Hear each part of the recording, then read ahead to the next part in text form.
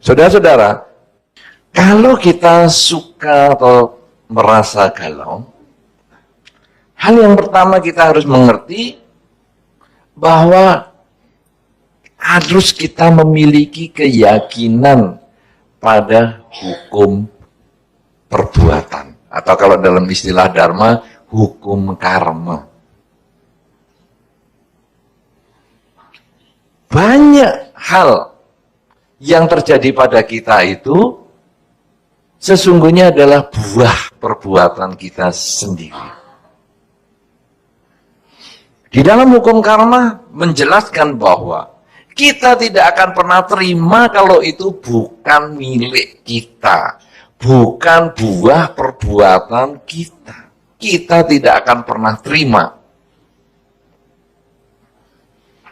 Saudara-saudara yang bergerak di bidang bisnis, usaha apa saja, kalau karmanya baru sukses, diganggu orang sekalipun, tidak ada yang bisa melawan. Ya, misalnya, wah toko kita laris. Kemudian orang menghalangi toko kita dengan magic misalnya. Wah dikasih bunga, kasih garam, kasih lombok, kasih kecap, kasih bawang merah, bawang putih, di depan toko kita. Wah ya kita tinggal ambilin, kasihkan dicobek, kasih ulek-ulek, makan sama nasi hangat, nyaman sudah. Yang sering-sering kirim ya. Tapi biasanya cuma kirim garam aja, wah tekanan darah yang bisa langsung naik nih. Kirim kok cuma garam. Saudara-saudara, kalau kita karma baiknya kuat, di magic apapun juga nggak bisa. Kemudian orang mengatakan, hebat ya, dukun kita kalah lu sama dia. Sampai habis garam berapa banyak itu. Harga garam naik lagi kan, impor nih garamnya nih. Dari Jerman lagi impornya. Nggak kena. Iya garam impor soalnya. Garam bule soalnya. Kalau mau kena harus garam lokal. Iya kan? Nah, saudara-saudara, kenapa? Karena dia punya karma baik sehingga tidak bisa di magic. Wah itu kalau pakai magic, oke. Sekarang toko kita rame, kemudian di magic nggak bisa, lalu sebelah jual murah, barangnya di kita harganya 1.000, dia jual cuma 800, plus diantar ke rumah. Wah, tapi saudara-saudara, cara yang seperti itu kalau karma baik kita kuat, kita tetap beli yang, kita tetap laris kok, walaupun harganya 1.000 rupiah. Saudara-saudara, pernah enggak Anda beli di tempat yang lebih mahal dan Anda juga merasa happy? Sekalian berdana lah. Pernah belum? Pernah dong? Tapi ngomongnya jangan tulus ya. Sekalian berdana lah. Jangan. Ya sudahlah, sekalian berdana lah. Sudah terlanjur mau apa? Kan ini ditulis. Barang yang sudah dibeli tidak boleh dikembalikan. Ya sudahlah, berdana. Lain kali awas ya. Itu ngancem namanya ya. Kalau normal-normal saja ya sudahlah, nggak apa-apa kita berdana. Bahkan saudara, kadang walaupun harga di situ mahal, kadang-kadang kita juga membeli dengan mengatakan sudahlah langganan kok ini. Enak sama dia barangnya, ada harga yang mahal, biasanya barangnya juga bagus. Ini murah-murah nanti barangnya jelek. Nah, sudahlah kita beli yang di tempat yang mahal. Kadang kita pun memilih begitu. Kenapa saudara? Karena orang yang jual harganya mahal ini atau yang lebih mahal ini, dia punya karma baik yang kuat. Artinya sekarang semua yang kita terima yang menimbulkan kegalauan, itu adalah dari buah karma kita. Kalau kita memahami satu hal dulu ini, galau itu langsung lenyap, langsung hilang. Baru satu tahap nih, belum tahap-tahap selanjutnya. Kan kita hari ini sampai jam 12 malam. Gitu? Ini baru satu ini. Satu resep mengatasi galau. Kita jam 12 malam tapi di rumahnya masing-masing maksud saya. Nah, misalnya apa sekarang? Aduh, aku ini kok sakit-sakitan ini bagaimana ya? Padahal aku mau pergi tapi ini sakit. Sudah karmanya. Oh gitu ya? Ya sudahlah. Ya sudah karmanya. Duh, toko kok sepi ya? Ya sudah karmanya. Enak loh. Kata itu. Ya, mau pergi banyak kempes. Memang karma dah. Pasangan hidupku kok modelnya gini ya? Karma ini juga. Nah, anakku nih sekolahnya bagaimana nih kok bodoh-bodoh nih? Ya karma. Saudara-saudara, dengan menyebut karma itu, sebetulnya ya lumayan kita sudah terima itu sebagaimana adanya. Mengurangi masalah banyak. Sayangnya bukan berhenti sampai di situ. Kalau berhenti sampai di situ kita jadi sesat. Sakit gimana? Ya karma. Nanti kalau sudah karmanya baik kan sembuh-sembuh sendiri. Matilah orang sakit begitu caranya. Ya, bukan begitu. Jadi ya sudahlah, ini karmanya. Itu untuk kita menerima sebagai kenyataan bahwa kita tidak akan pernah mendapat yang memang bukan milik kita. Tapi di lain kesempatan kita harus lebih menjaga. Ya, kita harus menjaga supaya hal yang buruk jangan terjadi, hal yang baik bisa kita munculkan. Saudara-saudara, Anda datang ke ruangan ini dengan menggunakan sepatu dan sandal yang bagus, yang lengkap. Oke, bagus, aman. Tapi kalau masuk ke ruang sembahyang misalnya, Anda tinggalkan sepatu di luar, kalau pulang hilang, kata yang pertama harus keluar, karmanya. Tapi jangan lalu, ya sudahlah karmanya sepatuku hari ini hilang yang harga 200.000. Ada enggak sepatu 200.000? Ada ya? Ada yang di pinggir jalan yang 50.000 aja, 10.000 ada tuh. Di samping di jalan raya di Blitar sana ada 10.000. Tapi masalah dipakai 2 jam rusak itu urusan belakangan. Ya, tapi ada, saya sebut ada. Wah, ini sepatu 200.000 hilang nih. Ya, udah karma lah. Tapi enggak apa-apa lah. Karma buruk saya yang 200.000 hilang. Ya sudah. Lain kesempatan saya mau bikin karma buruk saya hilang 500.000. Jadi saya pakai sepatu yang 500.000. Jadi kalau hilang lagi, berarti kan aku mengurangi karma buruk. Lebih banyak kan 500.000. Nah, lain kali aku beli sepatu yang 3 juta. Supaya karma burukku habis. Ini sesat bagian ini. Ini salah, bukan cara itu. Kita menerima, ya sudah hilang. Ini karmanya nih 200.000. Tapi lain kesempatan, aku tidak mau sampai kehilangan lagi. Aku bawa tali rafia. Untuk apa? Ya, itu ide baik untuk Anda. Misalnya, sepatunya aku tali pakai rafia dan aku kalungan.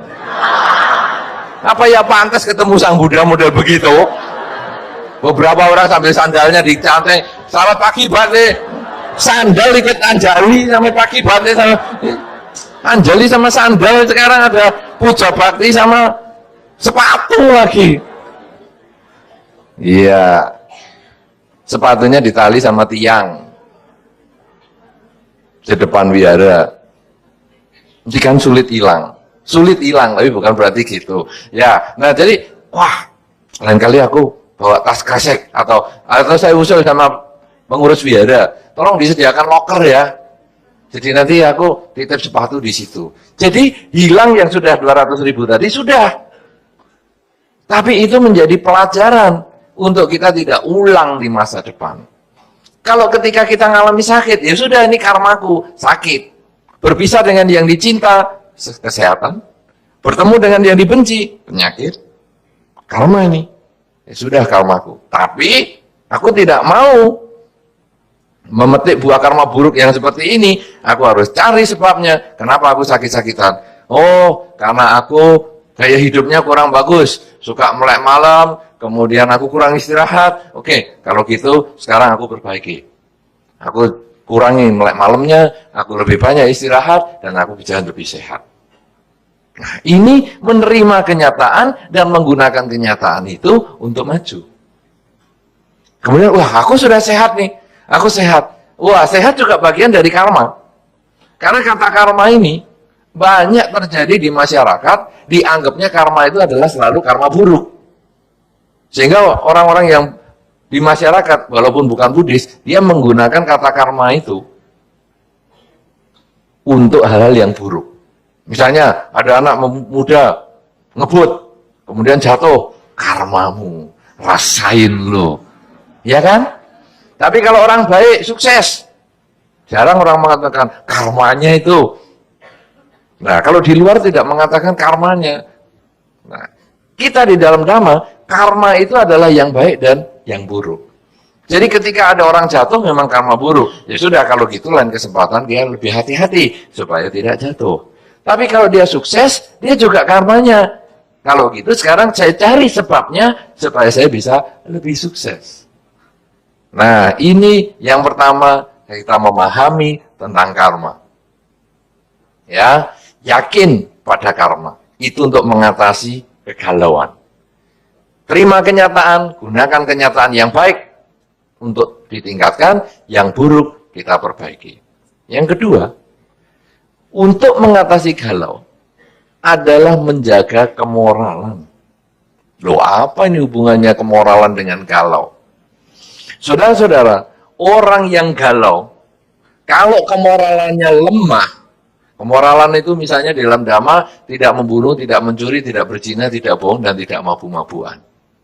Orang yang galau, kalau kemoralannya lemah, sangat gampang dia melanggar kemoralan. Contoh yang gampang, orang yang galau itu gampang mabuk-mabukan. Dipikirnya kalau sudah mabuk, semua urusan hilang. Ya betul, waktu mabuk sampai teler, hilang urusan. Tapi begitu sadar, urusannya tambah. Karena dia sambil mabuk, naik sepeda motor, naik mobil, nubruk pagar. Mobilnya sendiri rusak, pagernya orang harus kita bengkeli. Tambah galau, karena tadi stres nggak punya duit. Tapi bisa beli minuman keras. Akhirnya ngebut, mobilnya sekarang rusak, pagernya tetangga harus dibayar juga. Coba saudara, kalau kita sekarang tidak menjalankan kemoralan, galau kita tidak selesai, malah berlipat masalahnya. Putus cinta, ini sering menimbulkan galau. Coba di sini siapa yang berpengalaman putus cinta? Yang mungkin putus cinta sekali, 2 kali, atau lebih dari 10 kali? Belum ada yang pengalamannya. Putus cinta itu menyakitkan itu kalau cuma sekali, saudara. Tapi kalau sudah berkali-kali, biasa. Tidak ada rasanya sama sekali, biasa-biasa. Ya sudahlah, putus sama dia, ganti lagi di dunia. Di dunia ini gampang sekali, isinya cuma laki sama perempuan aja kok, repot-repot. Iya kan? Kalau nggak ketemu sesama jenis kan mesti lawan jenis. Lawan jenis banyak sekali kok. Kenapa putus sama dia aja kita stres, cari yang lain lebih banyak. Ya kan? Nah, putus cinta itu, kalau sampai galau dan tidak bisa menjaga kemoralan, kadang-kadang bisa orang lain yang dibunuh, orang yang tadi dicintai itu bisa akhirnya dibenci. Makanya ada kata-kata yang menyebutkan cinta dan benci itu jaraknya setipis selembar rambut. Selembar rambut para wiharawan. Wiharawan Buddhis. Wihara pasti Buddhis toh, tapi wiharawan selembar rambut sudah tipis pendek. Cinta dan benci itu cepat sekali berubahnya. Ketika seseorang ditolak cintanya, dia bisa langsung membenci dia dan langsung bisa dibunuh.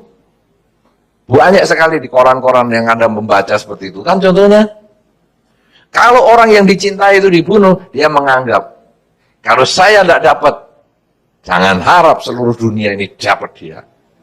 Cekik.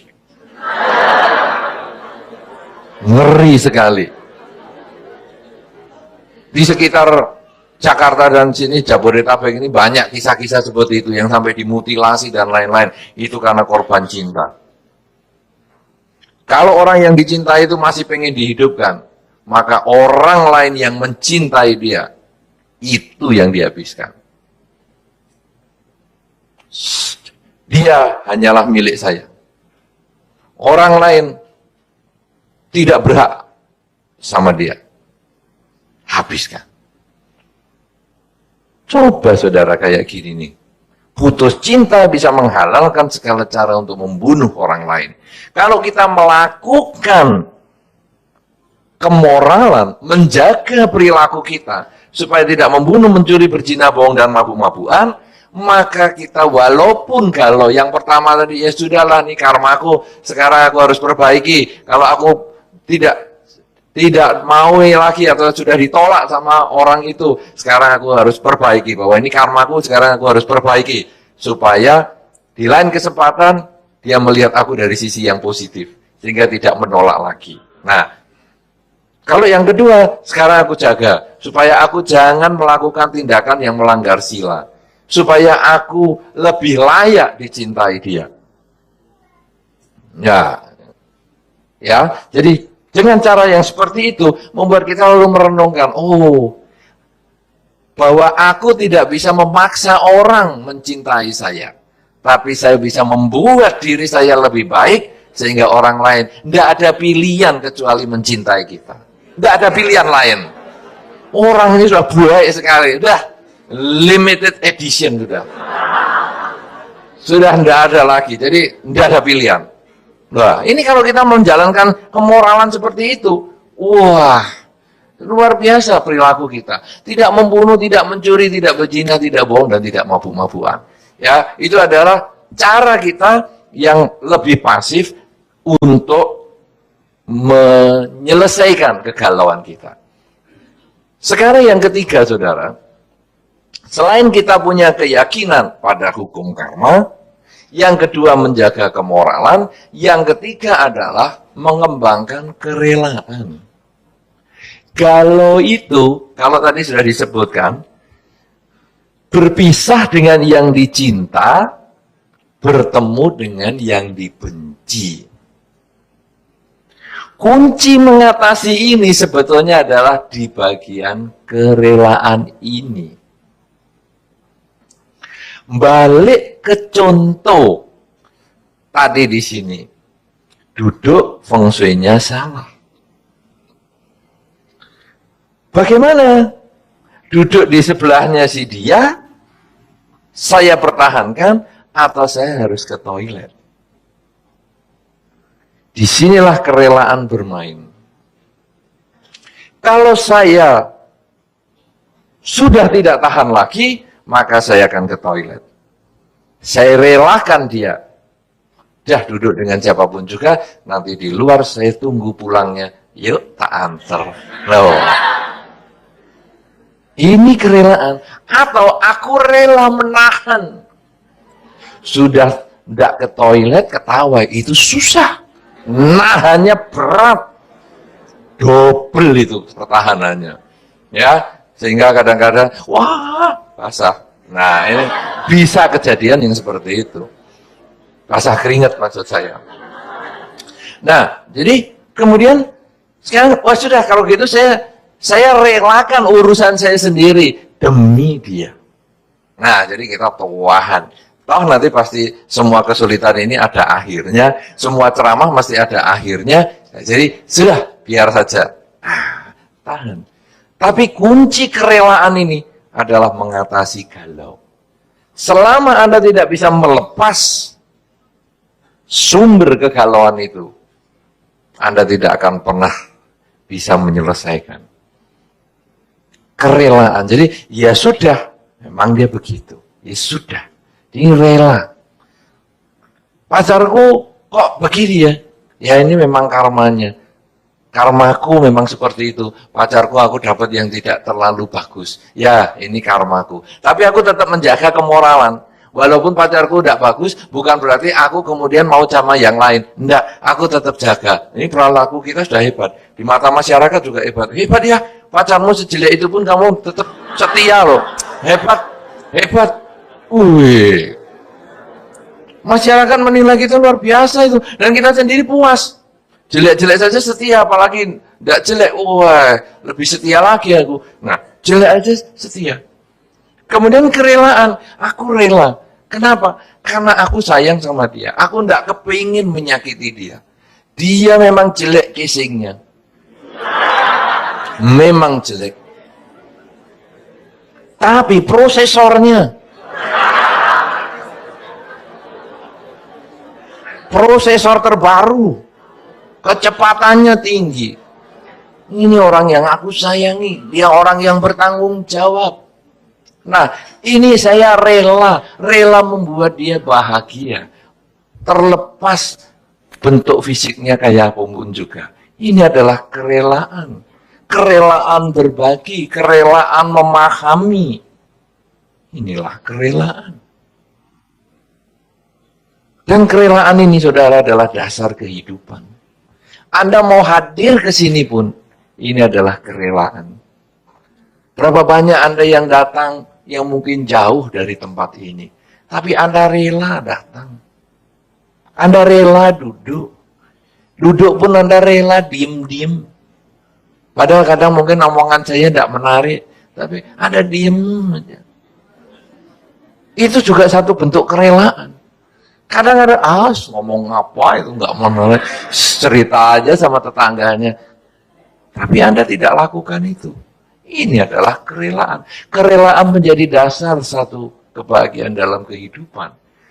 Kerelaan Anda tadi menunggu ketika mic-nya disetel ini mengurangi kegalauan saya. Sehingga saya merasa tenang. Aduh, tidak ada yang, sudah Bante, tidak usah pakai mic, teriak saja. Ya saya bisa teriak untuk 5 menit pertama. Tapi habis itu tidak bisa ngomong lagi. Dan di lantai 2, lantai 1 mana dengar omongan saya teriak-teriak.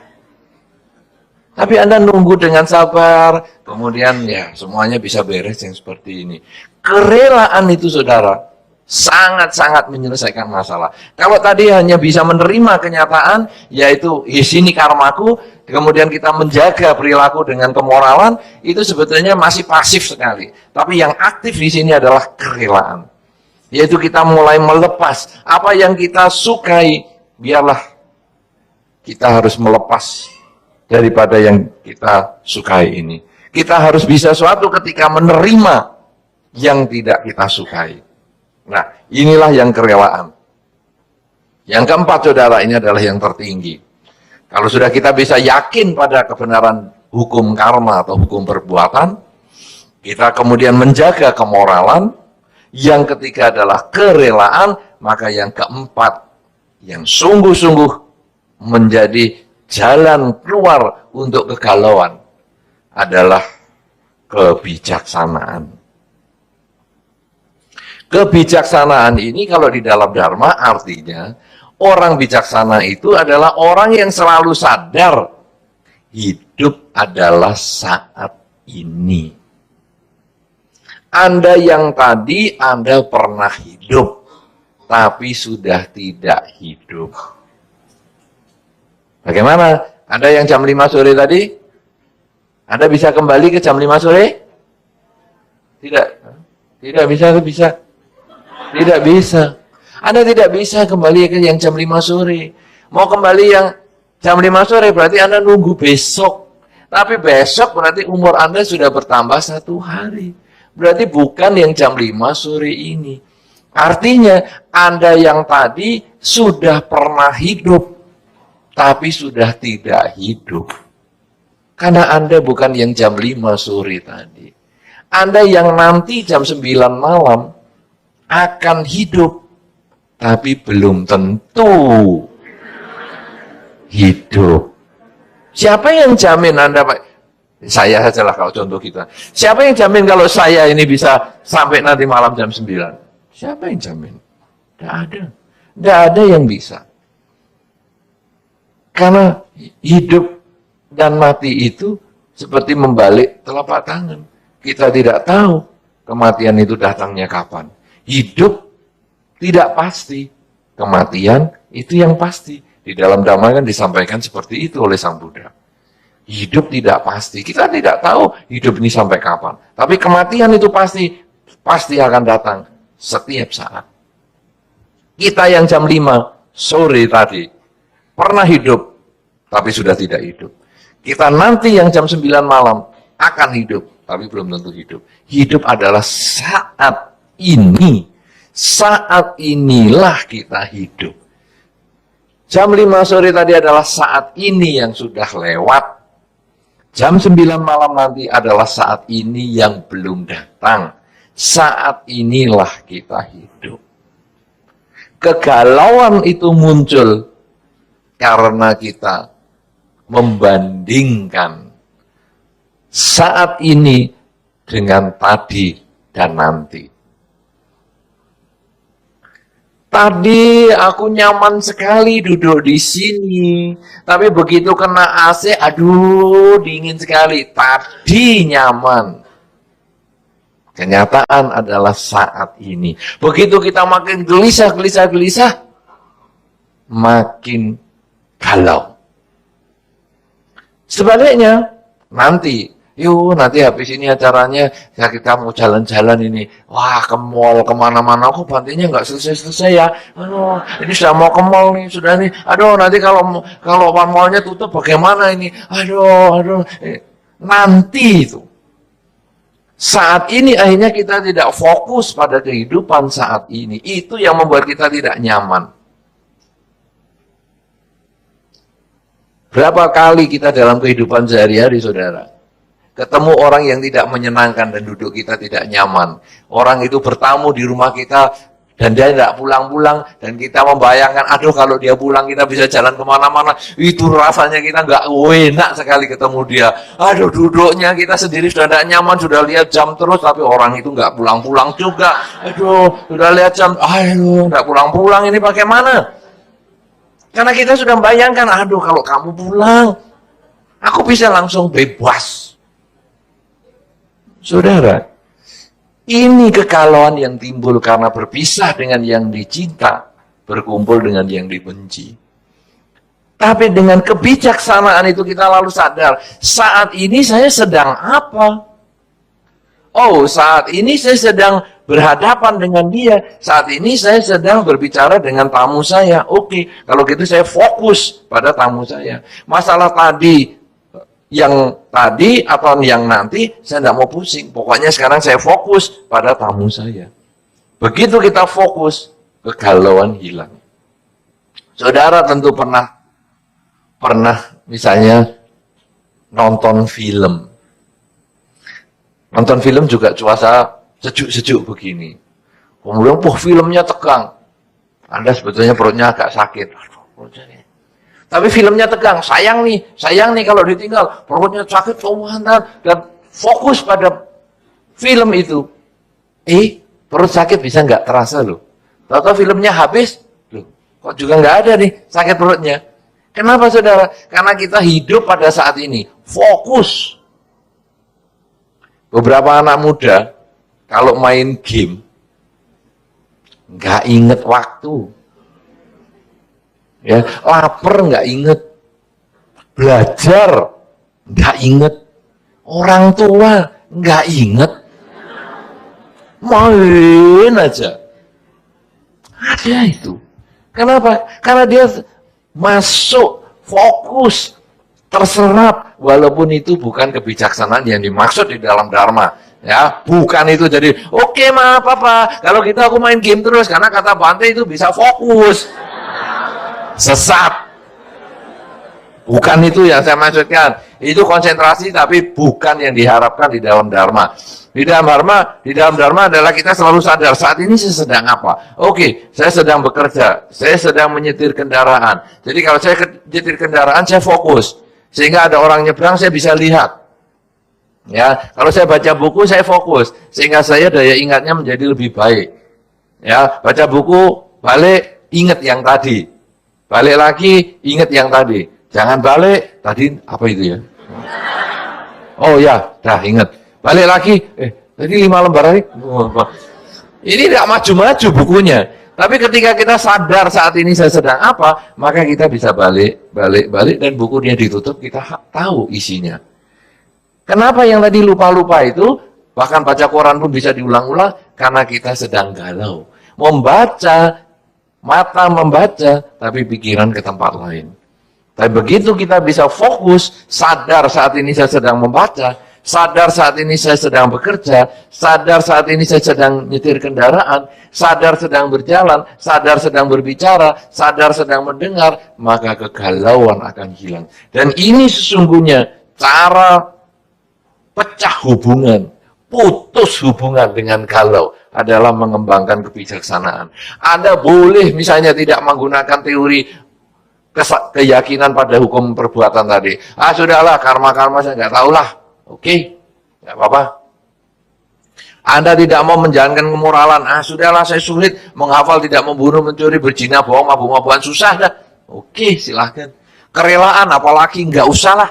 Oke. Tapi yang keempat ini, yang terakhir, ini adalah pecah kongsi sungguhan dengan galau. Karena ini yang ditemukan oleh Sang Buddha, yang menjadi puncak Dharma. Yaitu bagaimana seseorang bisa hidup pada saat ini. Selalu sadar saat ini saya sedang apa. Kalau dia selalu sadar saat ini sedang apa, maka tidak akan pernah ada galau. Karena tidak akan pernah ada berkumpul dengan yang dibenci. Karena kebencian itu datang ketika seseorang punya harapan dan tidak tercapai. Kecintaan itu datang ketika harapan itu tercapai. Tapi begitu dia hidup pada saat ini, kebencian, kecintaan, batinnya menjadi seimbang. Sehingga akhirnya kegalauan lenyap, pecah hubungan, pecah kongsi dengan galau. Dan hidup pun menjadi bahagia. Karena itu saudara-saudara, Anda sangat beruntung sebagai seorang umat Buddha. Anda tidak perlu menyelesaikan kegalauan dengan sulit-sulit. Tidak perlu bermeditasi 6 tahun di hutan seperti Pangeran Siddhartha. Tidak perlu lagi. Selesai acara ini, kalau Anda dengar baik-baik dan Anda selalu mengulang di dalam batin, saat ini saya sedang apa? Saat ini saya sedang duduk.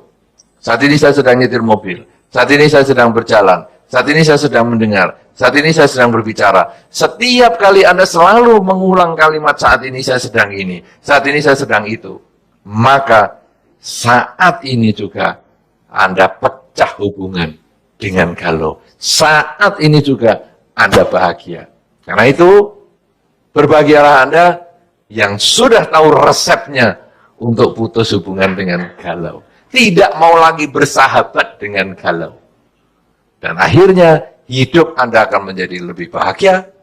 Anda lebih bisa menggunakan setiap saat kehidupan Anda untuk membahagiakan lingkungan Anda. Dan di kehidupan-kehidupan mendatang pun Anda akan bahagia. Bahkan kalau Anda pecah galau ini dengan sungguh-sungguh selalu sadar setiap saat, maka tidak akan pernah lagi Anda terlahirkan di alam manapun juga. Karena itu, terus masukkan dalam pikiran kita, terus ulang di dalam batin kita, saat ini saya sedang apa. Karena itulah kunci utama untuk mengatasi galau. Semoga apa yang saya sampaikan di sini memberikan manfaat, menumbuhkan semangat Anda untuk mempelajari dan melaksanakan Dharma, serta memberikan kebahagiaan untuk Anda di dalam melaksanakan Dharma, sehingga akhirnya kegalauan-kegalauan dalam semua segi kehidupan Anda lenyap, dan kebahagiaan menjadi milik Anda, kebahagiaan milik keluarga Anda, dan kebahagiaan menjadi milik semua makhluk. Semoga semua makhluk selalu hidup berbahagia.